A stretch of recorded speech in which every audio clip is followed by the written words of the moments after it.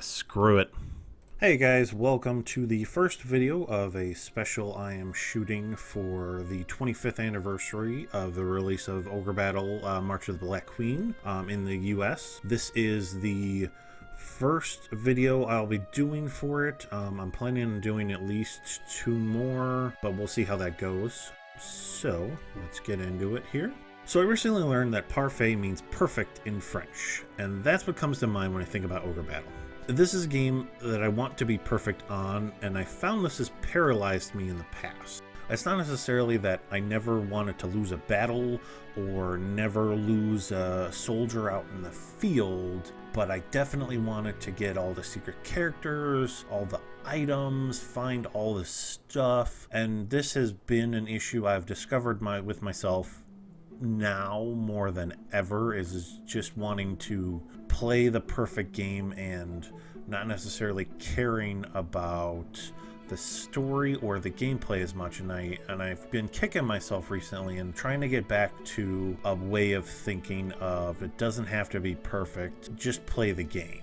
And Ogre Battle is got just huge amounts of secrets and secret characters and stuff that it's crazy how much is in there. And it really seems like a parfait, because it's just you level all this stuff on top of it and you get such a great delicious game. And as the saying goes, parfaits may be one of the most delicious things on the whole damn planet. So let's begin.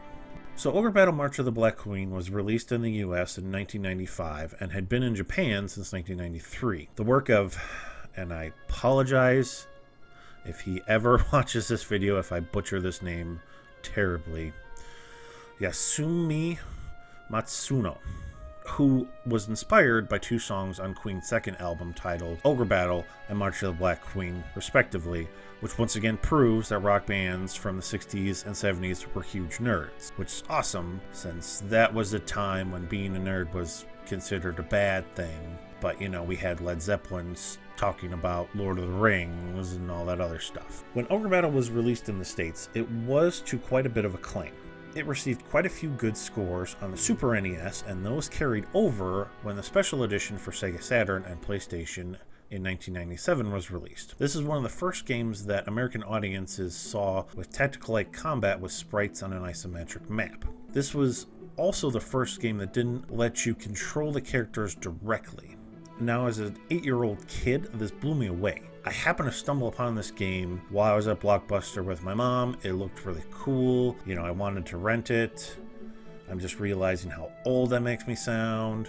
Anyway, I fell instantly in love with the idea of combat behind this. Basically, you're acting as the commander and giving out orders to your troops marching across the map and battling enemies that they come across. In March of the Black Queen, you can recruit/buy your basic guys, and then once they level up, you can promote them to other classes. They revamped this for the N64 release of Ogre Battle 64, Person of Lordly Caliber. In the 64 version, you have to train up groups of soldiers along with discovering secret characters. Now, this is a complex system as every unit has its own stats, like they're their own RPG characters. This game counts for each unit's speed by row, as the row with the higher speed will go first, so this can lead to some interesting combat scenarios. Also with that, as each character has their own stats, they all will level up differently depending upon their class and what situations they get themselves into. You could have 2 characters in the same unit actually go into 2 different classes because their stats just match out differently. Now, along with not controlling your units, you have to account for the whole army on top of keeping your player character alive through everything. Now, I'm trying to keep this video as spoiler-free as I can, but I wanted to touch on the morality system a little bit, so minor spoilers ahead. In March of the Black Queen, it's shown as a bar on the right side of your screen next to your time and money. In Person of Lordly Caliber, it doesn't tell you anywhere. Now, this drove me kind of insane as a kid, and it's not explained anywhere until after you beat the game. So, what are you supposed to do? Well, you're basically just supposed to play the game, and then once you get the ending that you get, you're supposed to go back and figure out how to do it better or worse, depending upon which ending you got. Getting back to what I was saying, this is one of the first games I played that had different endings. This was years before Knights of the Old Republic made me basically change my worldview of video games. Ogre Battle was not my first strategy game. I had been playing Warcraft for a few months and hadn't gotten really used to being able to control each unit individually. This was a far cry from any strategy game that had come out at the time. Games like Fire Emblem had already come out in Japan, and Japanese audiences were already used to a different way of thinking about games than Western audiences were. And had March of the Black Queen not has been as successful as it was, Matsumoto might not have moved on to a little game called Final Fantasy Tactics, which is hailed as one of the best tactics games ever. Ogre Battle and Advanced Wars showed Japanese game studios that Western audiences were ready for advanced tactical games that had graced Japan for years at this point. So when we got Ogre Battle 64, it was like a gift from the tactical gods. This was my second favorite RPG, and this is my third favorite game of all time. It probably says something that JRPGs take up the top spots on my list, but it's my list, and it's not like it's going to change anytime soon. Ogre Battle 64 introduced a complex story and unique characters that had their own stories to tell. In 1999, this was a dark game for Nintendo.